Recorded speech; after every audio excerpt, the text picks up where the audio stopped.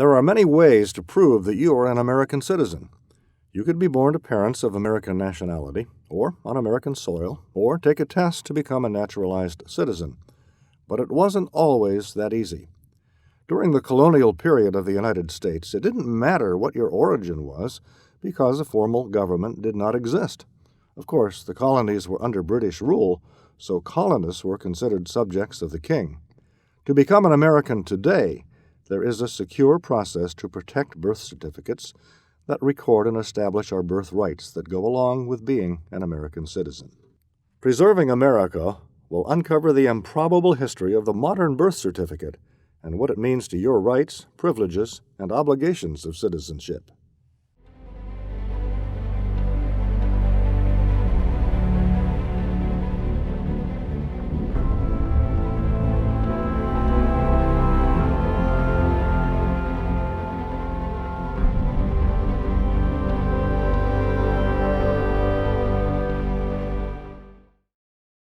The birth certificate was born from a tradition that reached the American colonies along with the German immigrants when they arrived in the 17th century.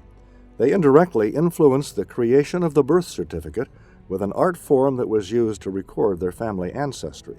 Any type of birth record that occurred prior to the Revolution most of them occurred in New England, in which the towns kept records of whenever somebody was born or somebody died, somebody was married.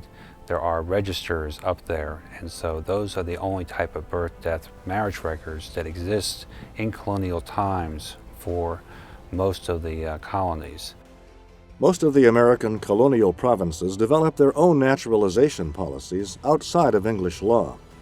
These policies were generally accepted as the royal colonial charters did not explicitly grant naturalization to all colonial subjects. In many instances, citizenship was an expression of the public will provided through the colony's legislative processes. In New England, Massachusetts, if you will, they all came from England, where they had been collecting vital records mandated by the king. In 1538, Henry VIII declared that churches would record birth, marriage, and death records. So all of the people from England who settled in New England had that tradition already. And of course, it was done primarily early in the 1630s by the church. But then the towns in New England were mandated to record vital records. So New England is a wealth of wonderful information because we have the town records and the church records. Even under the threat of the British Parliament, the colonies persisted in drafting local laws to fulfill their growing demand for new immigrants until those powers were completely prohibited by the Crown in 1773. When you're getting into the Revolutionary War, some of that stopped because you're dealing with differences in government. The government is changing during the Revolution. And then we start with the federal government and the entire federal experience. And the various states would end up deciding whether or not to do any type of birth recording. Most of them decided not to do so. One state did, and that was Vermont. Apparently has been recording births since prior to the colonial period. Leading up to the American Revolution, debates over property and political rights exposed a growing belief among the colonists that foreign residents who worked hard toward the common good deserved an equal share as well as citizen rights. The colonists were generally in favor of immigrants, as their contributions to the welfare of the colonies were highly valued. It was this environment in the colonies that allowed Americans to examine the concept of allegiance. This also played into the emerging belief in the equality of rights, regardless of one's origin.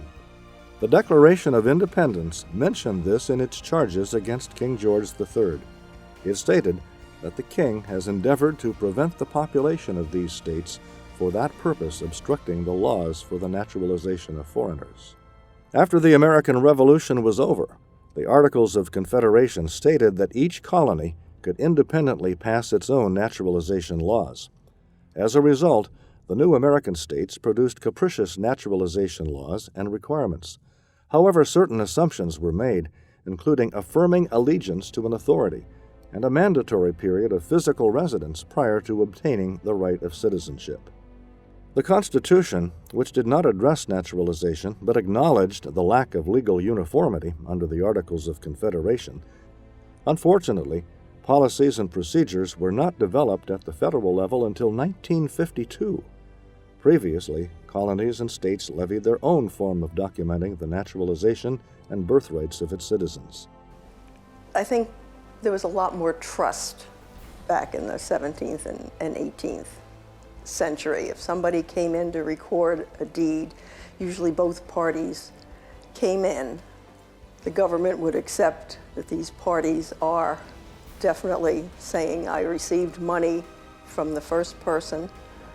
And likewise with the church, although the minister certainly would know his parishioners and would know that that baby being brought in to be christened belonged to that couple. There wasn't the huge question there might be today to prove that what you are doing is really legal. In medieval European cities and villages, births were recorded by the church, who maintained a simple register, a practice that was imported to the colonies by the Quakers and Pilgrims and continued until the 20th century. However, the real purpose of the register was to track property transactions. I think the correlation is not only just between the birth certificates and immigration, you also have the correlation between immigration and I think the lineage societies all being founded about that time to prove that you were an American. There is that, that document there that will prove that you are actually born in America, that you are an American citizen, that you are not a foreigner who just immigrated into this country. So I think that's part of the reason for the rise of birth certificates. Of the 50 states, 31 states passed some sort of vital records law between about 1900 and 1923. From a genealogist standpoint, this is where we run into difficulties because each state has its own policy. There's no federal policy regarding issuance of birth certificates. It's strictly a state function. And the states all have different varying laws relating to the information which might be available. Because the recording of births and deaths is strictly a state function and not a federal function. Churches would keep records as a means of tracking births, marriages, and deaths.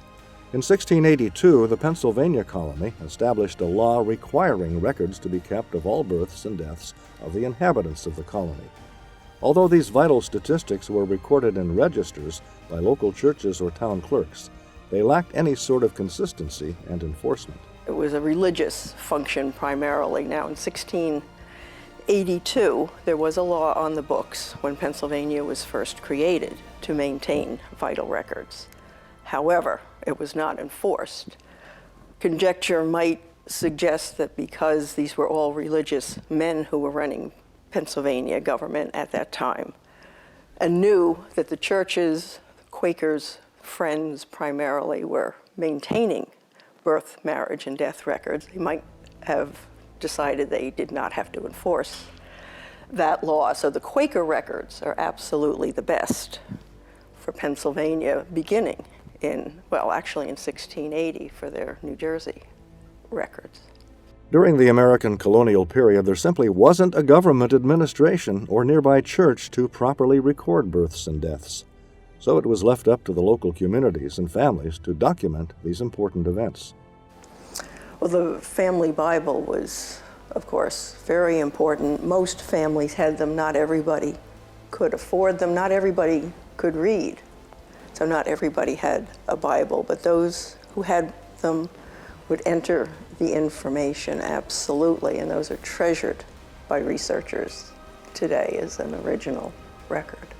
When the American Revolutionary War began, much of the recording of births stopped. Record keeping was so bad that only half of the births and deaths were properly recorded in Massachusetts before 1842. However, there were exceptions. It's not until the 1840s that you start finding states thinking about having birth records or death records. The one exception is the city of Philadelphia decided as early as 1803 to start keeping death records. I think part of the reason for it was that this city has been hit several times during the colonial period and the 1790s by yellow fever epidemics. So there was a question of keeping an eye on mortality rates and also what was causing these deaths. Life was hard in 18th century America. It was not unheard of for a woman having an average of 5 children during their lifetime. If she died, the father would likely remarry. This created a need to document the family tree as the household expanded.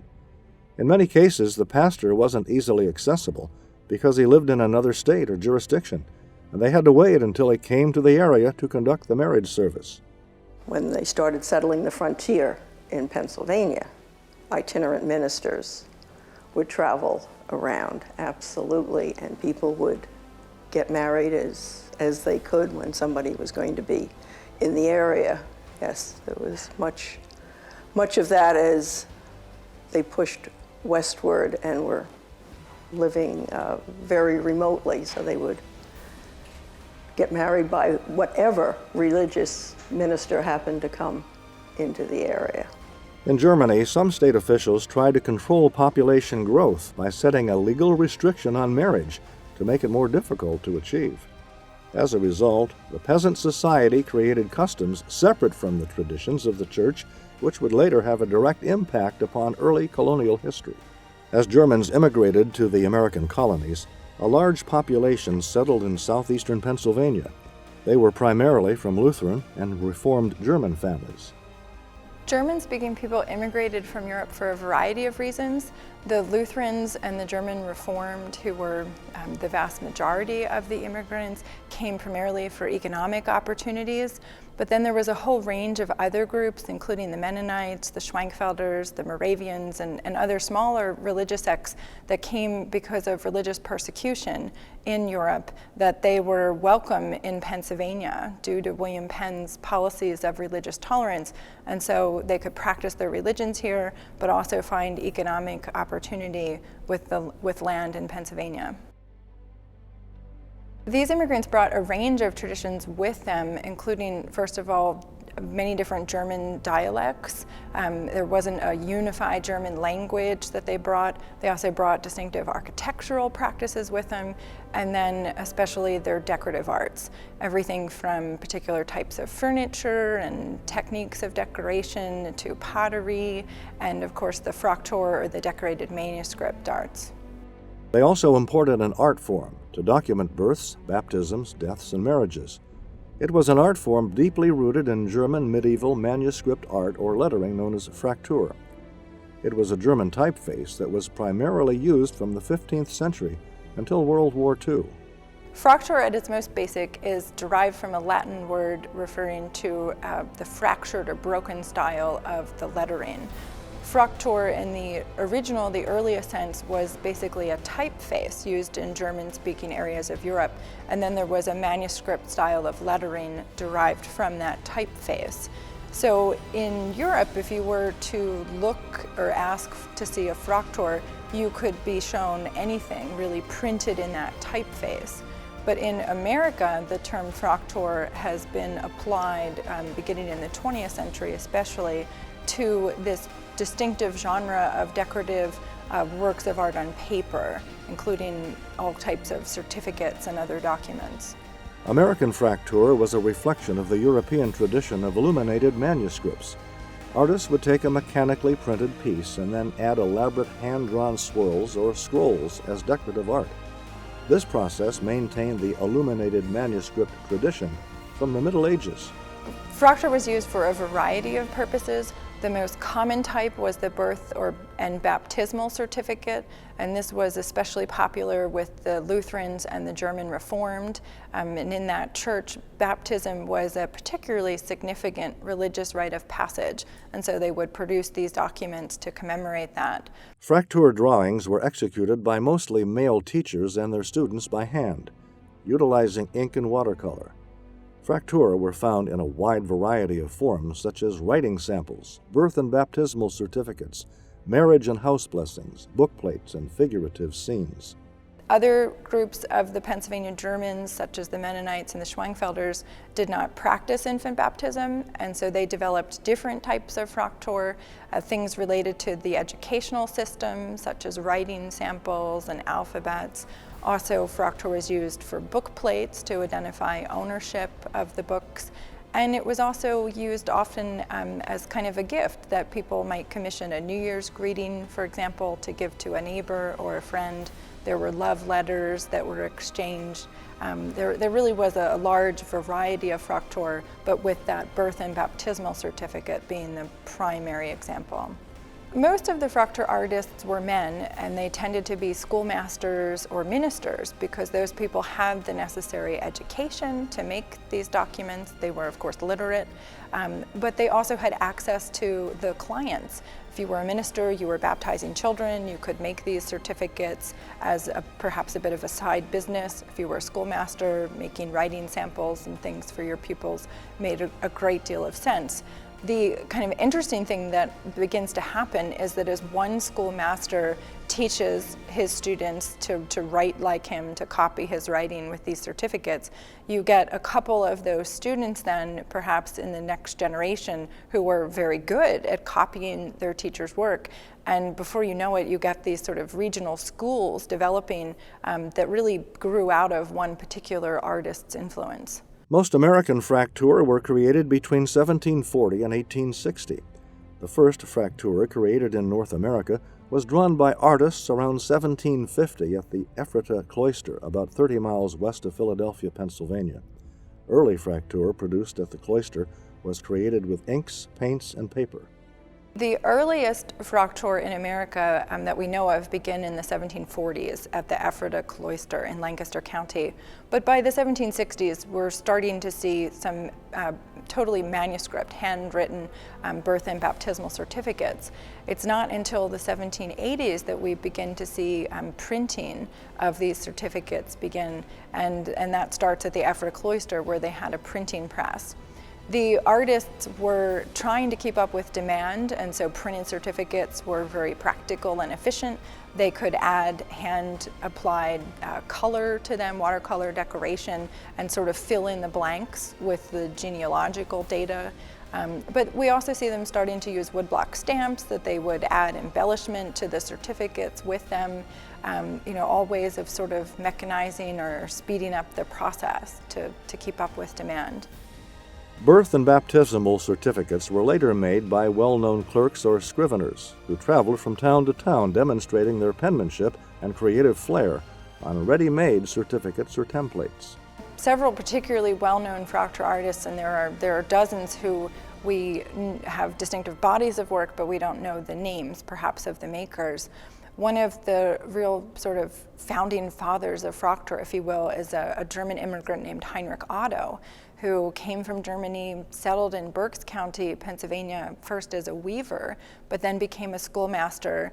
And he was one of the first to use those printed certificates from Ephrata, but also was making absolutely gorgeous, elaborate manuscript certificates for young people.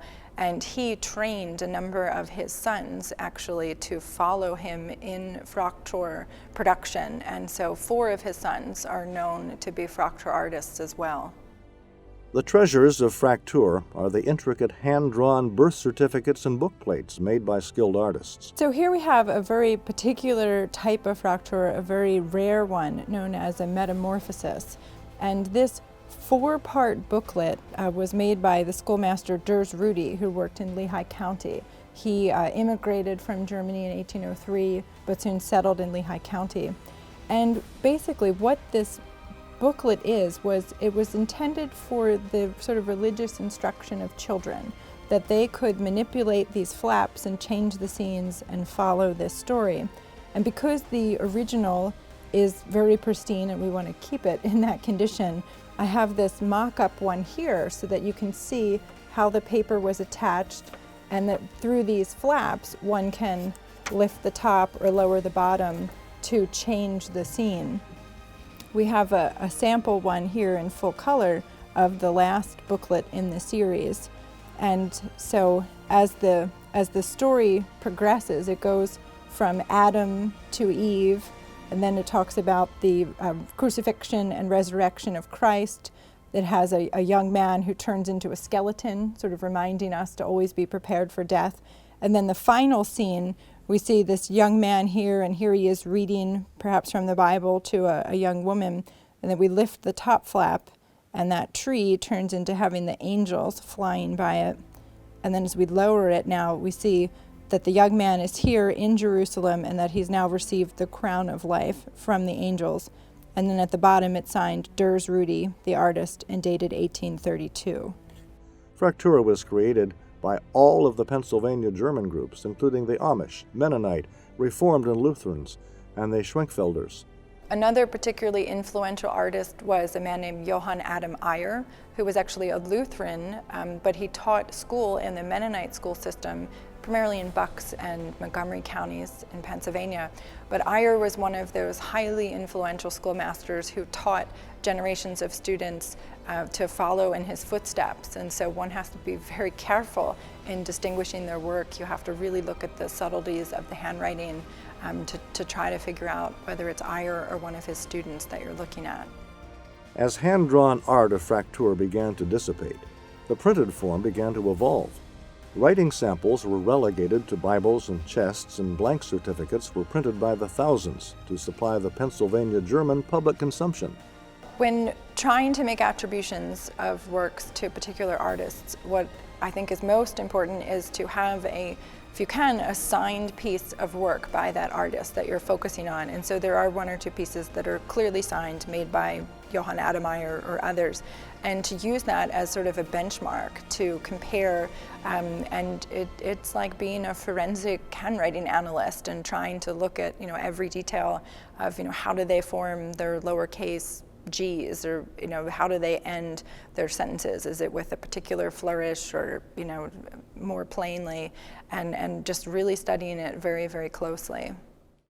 Fractura was not only a creative and instrumental method to record births and marriages, but as the Revolutionary War ended, many Pennsylvanian widows used Fractura documents to prove they were married to a deceased American Continental soldier to receive his pension.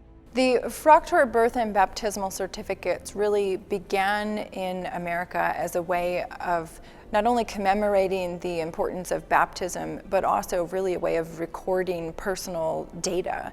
In Europe, where church and state were one, there was a very official system of recording birth dates, recording baptismal dates, marriages, all of that information. In colonial Pennsylvania, there was not that same system, particularly in the 18th century, before settlement really progressed. And so in part, these birth and baptismal certificates that we see being made are actually quite different from those in Germany, because they really include a lot of genealogical data. They have the parents' names, often the mother's maiden name, the date of birth, of course the child's name, in addition to that baptismal information. And so it's really a way of capturing all of this information absent an official state or very organized church system for doing it. And so I think there is certainly the potential that the kind of modern birth certificate that we all know today in many ways may have evolved out of this practice or this penchant for recording personal information and commemorating it in some kind of certificate or document form. One example of how the Fractura birth and baptismal certificates were used to establish this sort of official identity is that following the American Revolution, there were actually widows or family members, heirs, who would actually submitted birth and baptismal certificates made in this Fractura tradition to the war board or the government entity as proof of age for collecting Revolutionary War pensions. Other records were also used to prove citizenship if a widow or soldier did not have proof of their identity.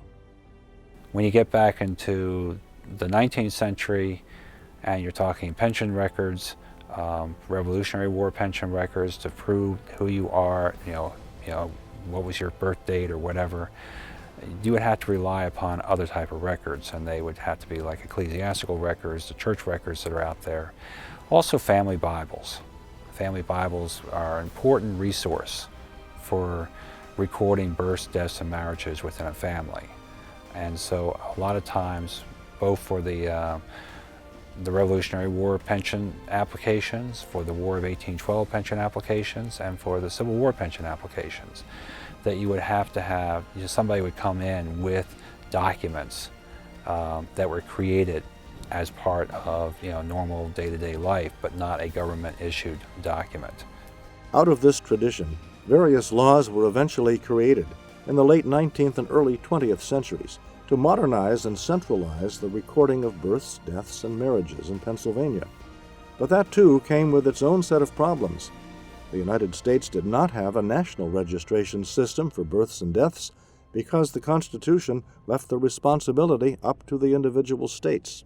1906 law for Pennsylvania, which probably has some rationale behind it, why they started keeping the birth-death records at a statewide level. I know also that the state was very upset at the response that the counties were making for the 1892 law.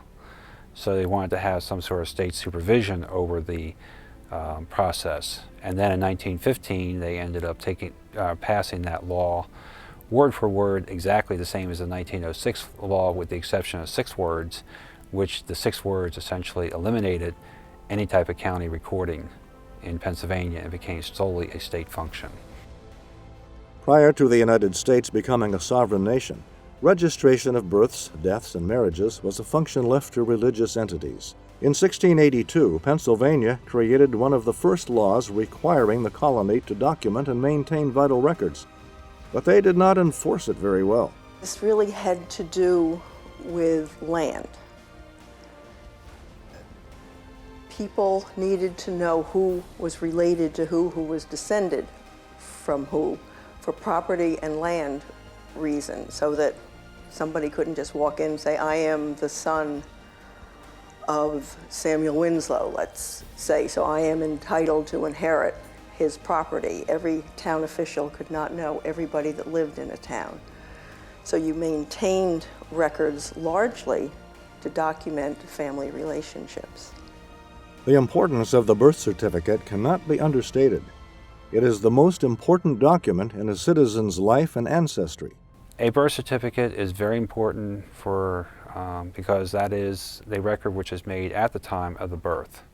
So therefore the information should be as accurate as possible regarding the name of the person, which could be changed anytime after that, the date of the birth, and also the parents' names, because a lot of this is trying to connect children with their parents.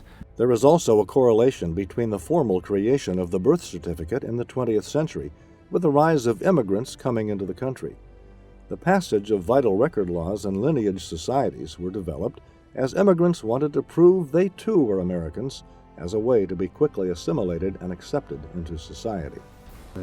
When you talk about lineage societies, and the lineage societies in America, a lot of them started in the 1880s, 1890s, and so there may have been a play, influence by the lineage societies for this as well. And of course today, 100 plus years later, any genealogist who is working on lineage societies, of course, loves the birth certificates because they give that connection between parents and child. Death certificates were not as accurate because the information was provided by someone who may not know all the details of the deceased. For death certificates are based upon some informant giving that information to the funeral director who types up the death certificate, and that information may not be completely accurate. Prior to the creation of the formal birth certificate, any American applying to the Social Security Administration for a pension was forced to use the American Census as an alternate birth certificate to prove who they were. Other records, such as church records or family Bibles, were also used to prove one's identity in order to get a pension. That's where the census comes into play. And this is something during the 1930s with the advent of Social Security. And you had all these people who were 65 years old and older who were going on Social Security, and they had no documentation for when they were born. So the Census Bureau during the 1930s actually started to index the various censuses, the 1920, the 1910, the 1900, and the 1880 census. And the 1880 census, they only indexed for families with children 10 years old and younger. And it was not an every family index. And it was primarily so people could use the census as an alternate birth certificate. There is one exception, where the federal government would create and maintain a birth record for an American citizen. The National Archives has records of the federal government, and they do not have any birth records, except possibly that the only birth records of any type that are created by the federal government are by the Department of State for American citizens born overseas or born outside the country. Then they will create a birth certificate for that individual. Of course, there have been some cases of fraud. There was a naturalization case in 1840 where 3 people were naturalized with the same declaration of intention. Just mentioning to a class a little while ago about a naturalization case that occurred in the 1840s, in which I discovered that 3 people were naturalized with the same declaration of intention. Two of the declarations were fraudulent, and one was legit. So there's a lot of fraud, that was being played, and a lot of records, not just birth certificates, but other type of records throughout the 19th century. And I think that's where you run into more the various states saying they wanted to have a more accurate document to prove personal identity. Between the 1840s and 1860s, fraud also occurred in various elections where voters tried to pad voting lists. In terms of fraud for birth certificates, no. I've run across a couple cases for fraudulent naturalizations. In the 1850s and 1860s, in which people were caught with those fraudulent naturalizations, and they had to be voided. But there were court cases that went. In fact, actually, the 1840, that entire election of 1840 was so. The typical new in Tyler II, William Henry Harrison, was so fought by, politically fought, to the point that there were over 100 fraudulent declarations of intention that were created in the Philadelphia Court of Sessions Court, that were created and backdated and then pasted into a decoration volume over there. And somebody spotted it all, and they had to void all 100 or whatever number there were of these fraudulent declarations. The reason for it was that they were trying to pad the voting list. Naturalizations in the 19th century were a very extraordinary political process at the time. Naturalizations usually take place in September or October of an election year, just before November voting. Remember, naturalization during the 19th century is a very highly political process, and it is most of your naturalizations in the 19th century take place usually in September and October of the year. And then also that you have peak points that the major naturalization years are presidential election years. In 1952, when the United States naturalization law was born as a uniform rule of naturalization created as part of the Immigration and Nationality Act. It states that Congress shall have the power to establish a uniform rule of naturalization. The Act set forth the legal requirements for the acquisition of and divestiture from American nationality.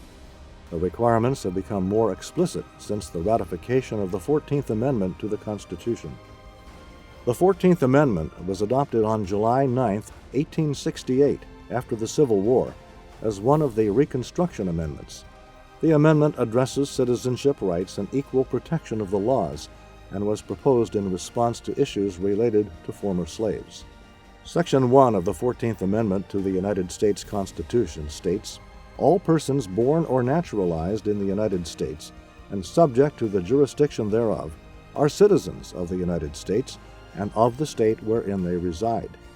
A person becomes a citizen of the United States at the time of birth by virtue of the first clause of the 14th Amendment, stating a person must be born in the United States, has parents that are subjects of a foreign power, but not in any diplomatic or official capacity of that foreign power, or has parents that have permanent domicile and residence in the United States. In the modern world, most countries have laws that regulate the registration of births. There is one commonality among all countries.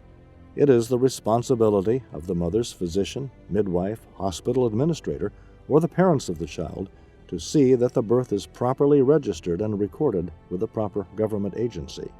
The registration of that birth provides each child rights as a citizen of his or her country, and all of the government benefits that go with it. The Articles of the United Nations Convention on the Rights of a Child states every child has a right to a name and nationality, and it is the responsibility of national governments to ensure this right, asserting that the child shall be registered immediately at birth and shall have the right from birth to a name and to acquire a nationality.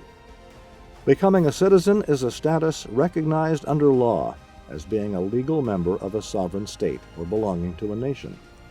A birth certificate may be a small paper document, but its tradition and history establishes who you are and provides access to the rights, privileges, and obligations of citizenship.